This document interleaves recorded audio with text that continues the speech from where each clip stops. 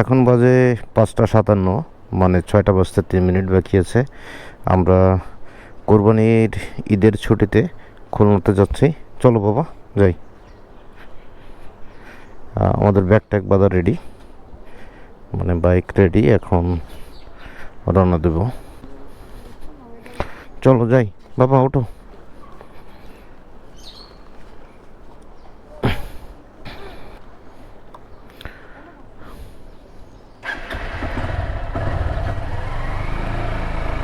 তো আমরা রওনা দিয়ে দিয়েছি, আর 6টা বাজতে 3 মিনিট বাকি আছে।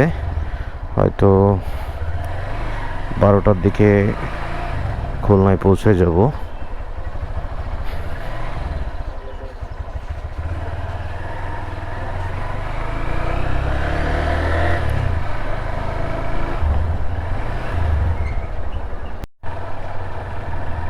একেবারে ছোট্ট একটা শার্ট আর কি। ভাই এটা কত? 31,500। 31,500 টাকার দাম। এই কোরবানি ঈদে এটাই সবচেয়ে কম দামের গরু শুনলাম মনে হয়, কারণ এত কমে 1 লক্ষ টাকার নিচে খুবই কম পাইছি। তো এটা মাত্র 31,500 টাকা দাম।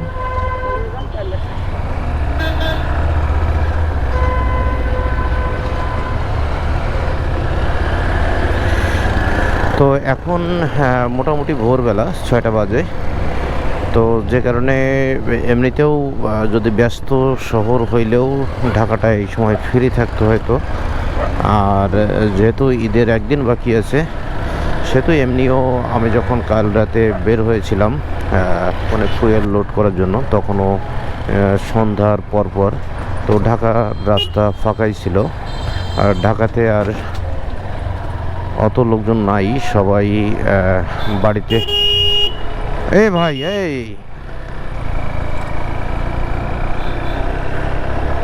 এখন সবাই গ্রামে গঞ্জে চলে গেছে, ঢাকা প্রায় ফাঁকা। আমরাও যাচ্ছি খুলনাতে।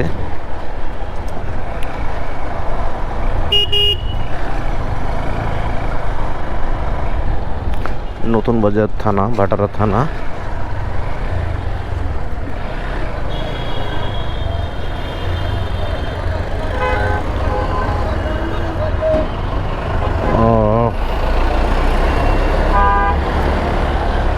বলতে ঈদের আগের দিন আজকে, যে আজকেই যা কিছু লোক বাকি আছে যাওয়ার, তারা আজকেই চলে যাবে।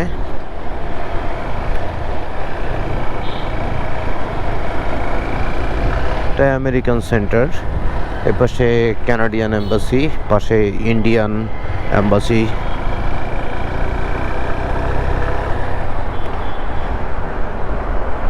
এখন আছি মালিবাগে। আকাশে মেঘ আস্তে আস্তে যেন ঘনীভূত হচ্ছে আর কি। যদি বৃষ্টি হয় তাহলে তো বিপদেই পড়বো আর কি। রেইনকোট আনতে মনে নেই, যদিও আশা করতেছি বৃষ্টি হবে না।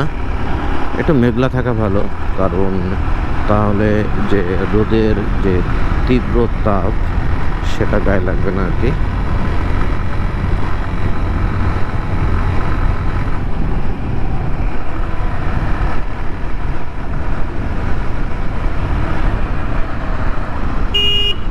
বুঝতে পারলো না, এটা হচ্ছে হানিফ ফ্লাইওভার থেকে নামতেছি। যেতে চাচ্ছিলাম আসলে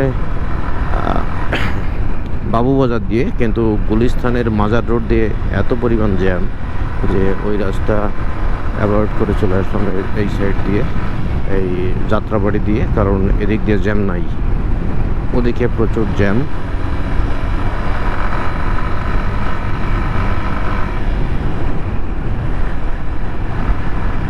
টোল প্লাজায় চলে এসেছি।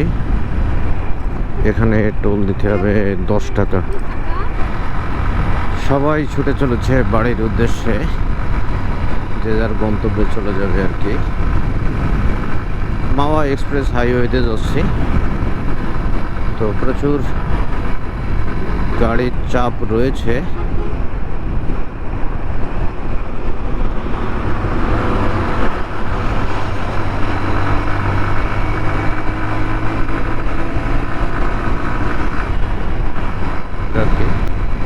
কেনাবেচা শেষ হয়তো এরা বাসায় ফেরত যাচ্ছে।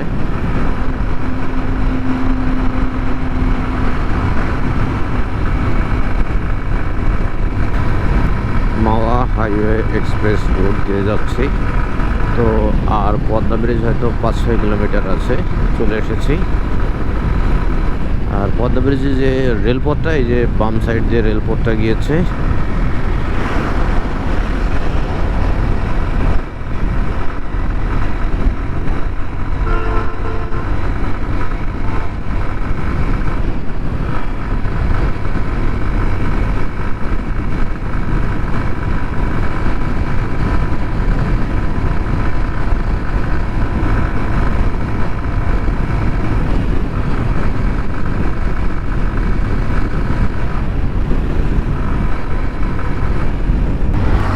সরাসরি এই হাইওয়ে দিয়ে যাওয়া যাবে না, টোল প্লাজায় থানার বাম সাইড দিয়ে ঢুকে বাইকের লেনে যাইতে হবে।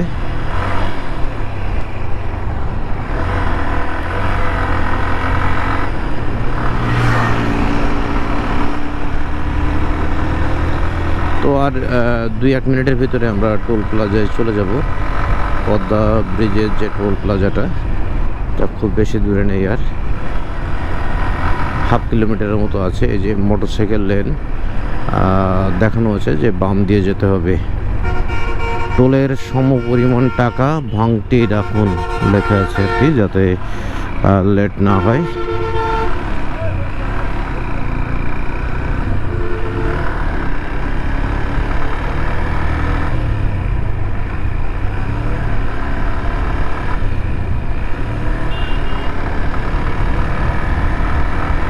এতে প্রচুর বাইক এখানে দাঁড়ায় আছে। তো ওই যে সবাই একটু রেস্ট নিচ্ছে আর কি। ঢাকা থেকে একটা নিয়ে এসে এখান থেকে যেতে হবে ডাইনে। সাইনবোর্ডে আসলে সব ডিরেকশন দেওয়া আছে। হেলমেট ব্যবহার করুন, টোলের সমপরিমাণ টাকা কাছে রাখুন। যাই হোক, আমরা চলে যাই, কারণ টিভিতে যেটা দেখলাম যে বাইকে কিছুটা জ্যাম আছে। হ্যাঁ, তাই তো, বাইকেই জ্যাম, আর কোনো গাড়িতে জ্যাম নেই। তো এত সকালে, এখন 7টা বাজে, এখন এই পরিমাণে জ্যাম। তো যাই হোক, এখানে বেশ কিছুটা সময় লাগবে মনে হচ্ছে। আরেকটা যদি দিত না, আজকে তো মনে হয় 2টাই দিছে। আজকে 2টা দিয়েছে।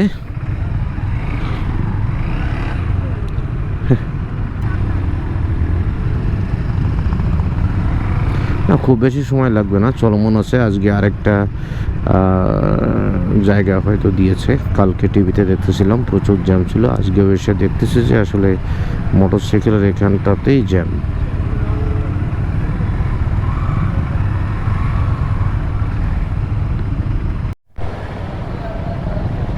সময় টিভি নিউজ করতেছে। আসলে কালকে আমরা টিভিতে না, ইউটিউবেই দেখলাম যে প্রচুর জ্যাম। আসলে বাইকের এখানটাতে আসলে জ্যামই আছে। তো বেলা বাড়ার সাথে সাথে আর একটু জ্যাম বেড়ে যাবে আর কি।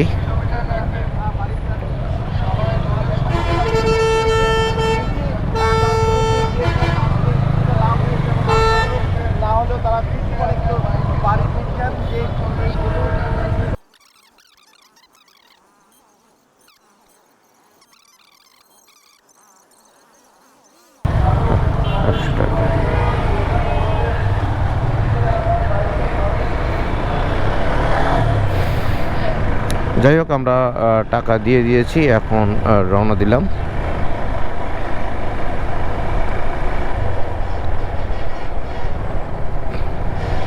তো এখান থেকে যে বাম সাইড দিয়ে 40 কিলোমিটার গতিবেগে যেতে হবে আর কি।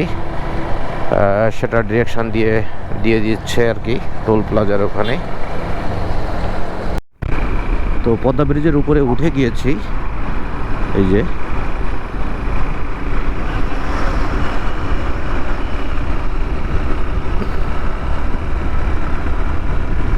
অনেক লম্বা bridge, 6.15 kilometre Padma bridge,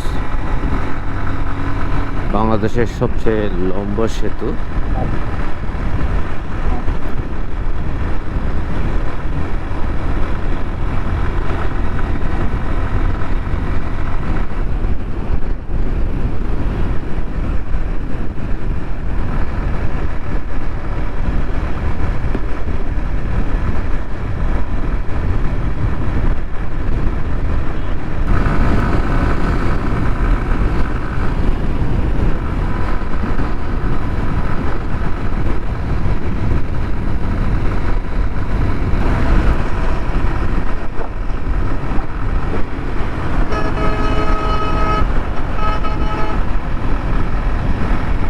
finally আমরা নেমে গিয়েছি।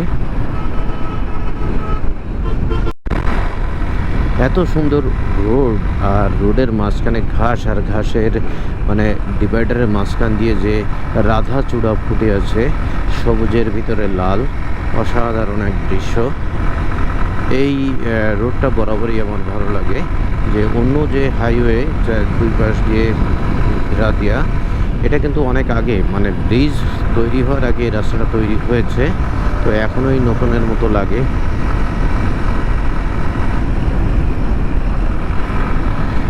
ব্রিজ তৈরি হওয়ার কয়েক বছর আগে এই রাস্তাটা তৈরি করে দিয়েছে আর কি।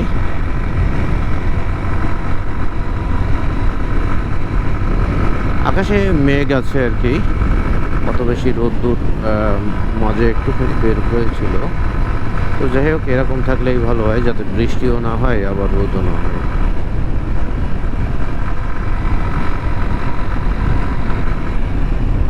এই যে বাম সাইড দিয়ে দেখতে পাচ্ছি যে ট্রেন যাচ্ছে, এটা পদ্মা ব্রিজ পার হয়ে আসে আর কি। এই যে ট্রেন, মানে কি অবস্থায় এই বাস আসলে এই হাইওয়েতে চলতেছে, এর কোনো ইঞ্জিন কন্ডিশন ঠিক নেই, শুধু কালো ধোঁয়াই মারতেছে। সামনে আরো একটা, মানে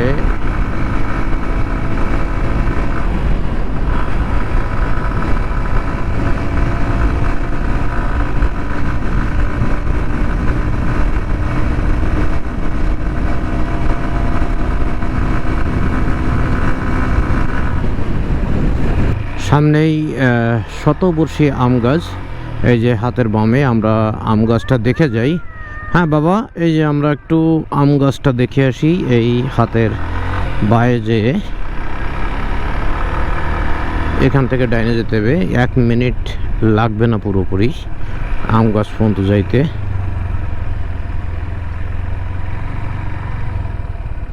এই যে পথ, একটু সামনে গেলেই শতবর্ষী আম গাছ।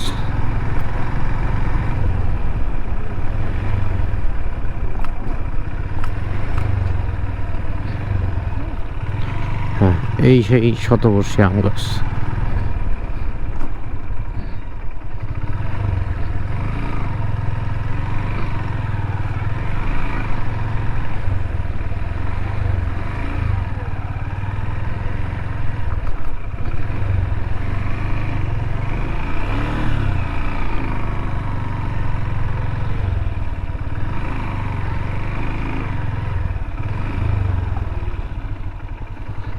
বিশাল বড় আম গাছ। নামো।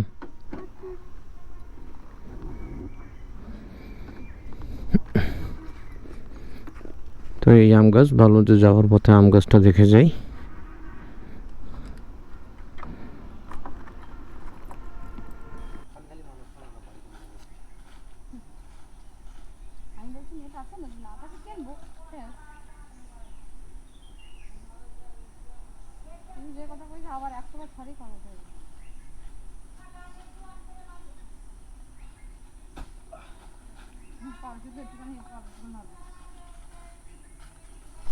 আসো বাবা, চলো যাই, অনেকক্ষণ হয়ে গেল গাছের জায়গায় ছিলাম আমরা। এখন আবার রওনা দিব, এখনো অনেক পথ বাকি খুলনায় যাওয়ার জন্য।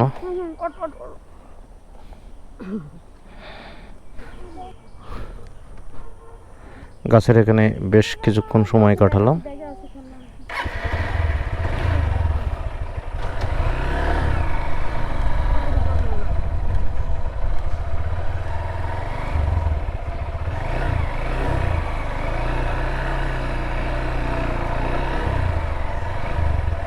কিছু নেবো এখান থেকে? আচার খাবা না?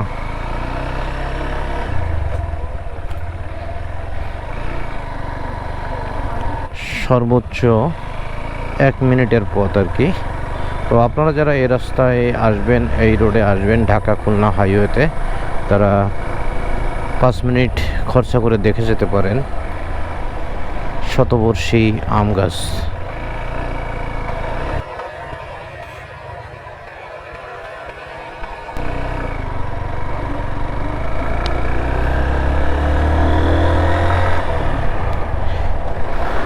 তো আবারও চলা শুরু করলাম, আমরা পথ চলা শুরু করলাম। এখনও আমাদের আরও 100 কিলোমিটার যেতে হবে। তো চলেন যাওয়া যাক আর কি।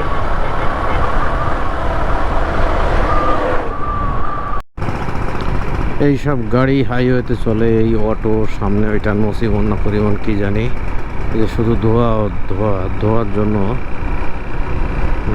পথ দেখা যাচ্ছে না এরকম।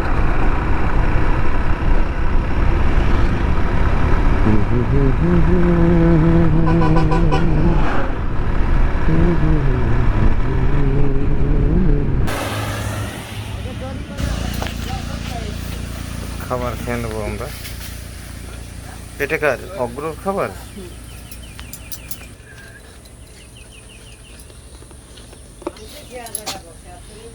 হ্যালো,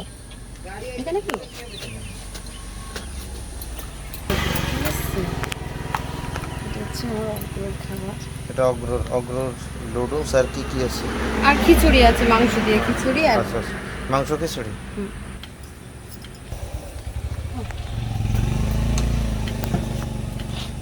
কি কোনটা দেবো? ওই তাকাও। হ্যান্ড গ্লাভস তো। তো তুমি কোনটা দেবো?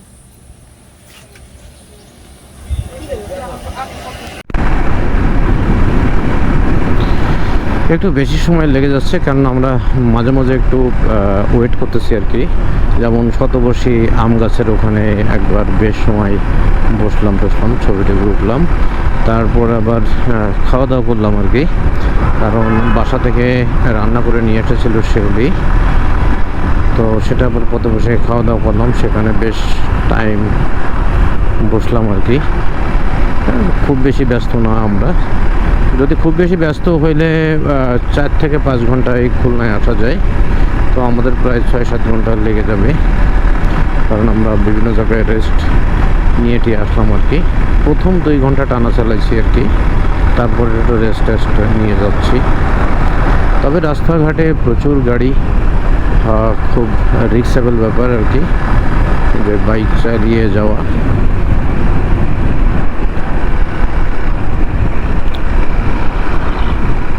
তো চলেন আর যাওয়া যাক।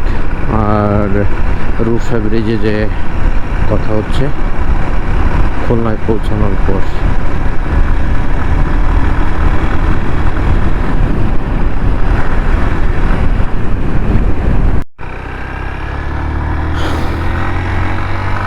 হ্যাঁ, চলে এসেছি। এই যে রূপসা ব্রিজ দেখা যাচ্ছে, রূপসা ব্রিজে উঠতেছি আর কি। রূপসা ব্রিজে আসাই মানে খুলনাতে চলে আসা। এই ব্রিজটা পার হলে ওই পার খুলনা।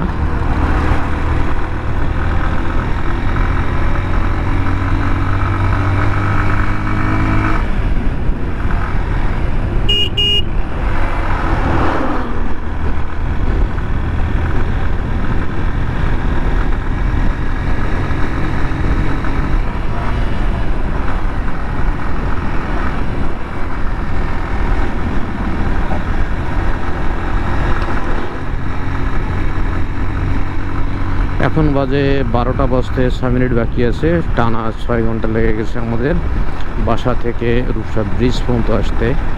পথে আমরা অনেক ওয়েট করেছি, মানে বিভিন্ন জায়গায় রেস্ট করেছি আর কি, যে কারণে 1-2 ঘন্টা সময় বেশি লেগেছে। এই যে খুলনা সিটিটা দেখা যাচ্ছে এখান থেকে, ক্যামেরায় দেখা যাচ্ছে কিনা জানি না। খুলনা ডান পাশে খুলনা সিটি, ডান পাশে বাম পাশে এখন সব জায়গায় খুলনা সিটি।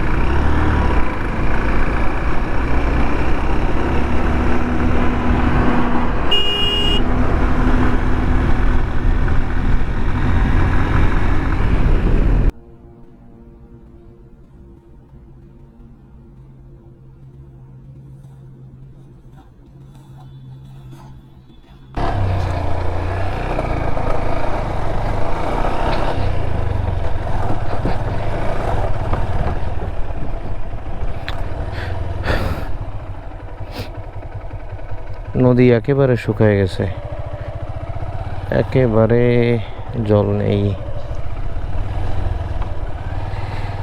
কত বড় নদী ছিল এক সময়, এখন কোন রকমে তার অস্তিত্ব আছে কিছুটা।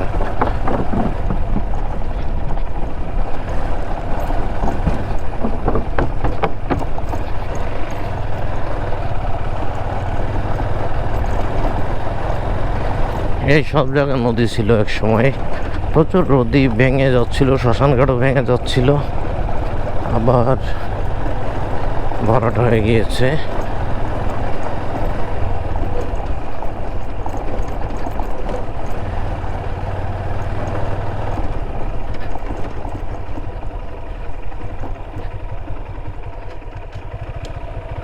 কি হবে, এটা কি পিস হয়ে যাবে?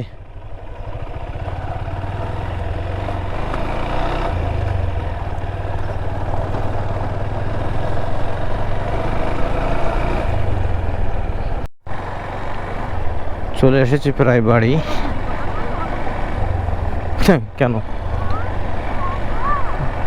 হ্যাঁ বাবা, স্নেক, স্নেক কোথায়? ও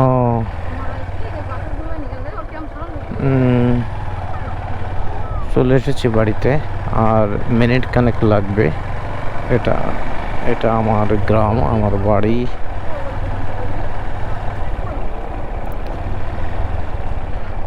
ওই বাবা, ওই যে দিদিরই ডাক দাও,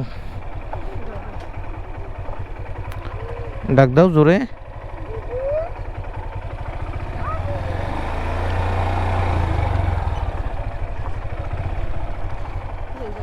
হ্যাঁ,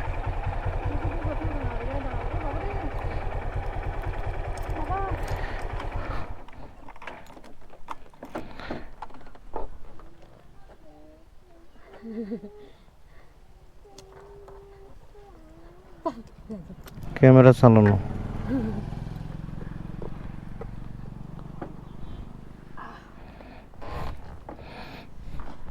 কি